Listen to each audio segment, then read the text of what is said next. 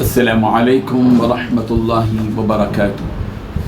الحمد لله الذي أرسل رسوله بالهدى ودين الحق ليظهره على الدين كله، والصلاة والسلام على سيد الأنبياء والمرسلين محمد وآله وصحبه أجمعين، أما بعد. حضرین و ناظرین، یہ درس نمبر 632 سورہ آراف کی آیت نمبر 42 کی آج تشریح کی جائے گی. اس مختصر سی آیت کا لفظی ترجمہ دیکھیے، پھر اس کے بعد ہم اس کی تشریح کریں گے. سب سے پہلے ہم اس آیت کی تلاوت کرتے ہیں. اعوذ باللہ من الشیطان الرجیم، بسم اللہ الرحمن الرحیم.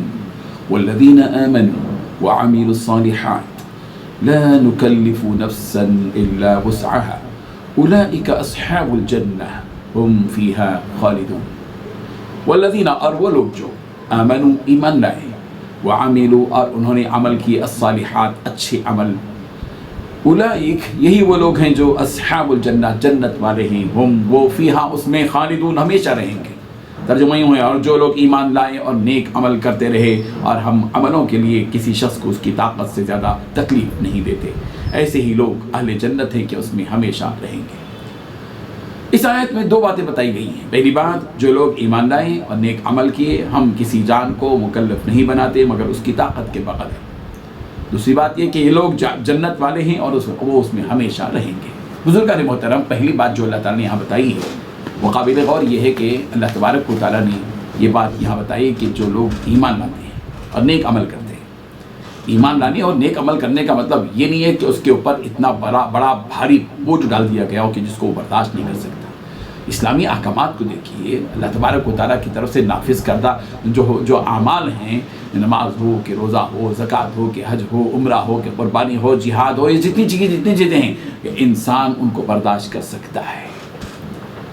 اللہ تبارک و تعالیٰ فرما رہے ہیں، ہم ان کو مکلف نہیں بنائیں گے. لا نکلف نفسا الا وسعها، ہم کسی کو بھی اس کی طاقت سے زیادہ بوجھ، طاقت سے زیادہ تکلیف ہم اس کو نہیں دیں گے. اللہ تعالیٰ فرما رہے ہیں. چنانچہ آپ دیکھیے، نماز پڑھنے کی بات ہے. اگر اللہ تبارک و تعالیٰ چاہتے تو کہتے کہ بھئی صرف نماز پڑھتے ہو، تھوڑی دیر کے لیے تھوڑا کچھ کھانا کھا ہو. ظاہر بات ہے کہ یہ مشکل تھا انسان کے لیے. اللہ تبارک و تعالیٰ دن اور رات میں صرف 5 نمازیں فرض کی، اور وہ 5 نمازوں کے لیے 24 گھنٹوں میں سے صرف 1 گھنٹہ خرچ ہوتا ہے. ظاہر ہے کہ اس بات کو، اس حکم کو انسان برداشت کر سکتا ہے، اس کے لیے تکلیف دہ نہیں ہے. روزہ رکھنے کا حکم دیا. اللہ تعالیٰ چاہتے تو روزہ ایسا رکھنے کا حکم ایسا دیتے کہ بھئی آج ہفتے کے دن صبح جو ہے فجر کے طلوع ہونے سے پہلے تم جو ہے سحری کرو، اور ہفتے کے دن شام میں جو ہے افطار کرو. 2 دن تک نہیں، ایسا حکم نہیں. اتنا حکم اس کو دیا گیا جس کو وہ برداشت کر سکتا ہے. اسی طریقے سے زکوٰۃ دینے کا حکم دیا گیا. یہ نہیں کہا گیا کہ بھئی 50% دے دو، اتنا ہی کہا گیا کہ 2.5% دے دو. تمہارے مال میں سے زکوٰۃ اتنی دو، صرف 2.5% زکوٰۃ دے دو. اللہ اکبر. پچھلی امتوں پر بہت زیادہ احکامات تھے. اللہ تعالیٰ نے امت محمدیہ کو اتنا ہی بوجھ دیا، اتنی ہی جتنا کہ وہ برداشت کر سکتی ہے. اسی حقیقت کو قرآن مجید میں بیان کیا گیا. لا یکلف اللہ نفسا الا وسعها. ایک اور آیت میں بھی یہ بات موجود ہے. اللہ تعالیٰ کسی کو مکلف نہیں بناتے مگر اس کی طاقت کے بغیر.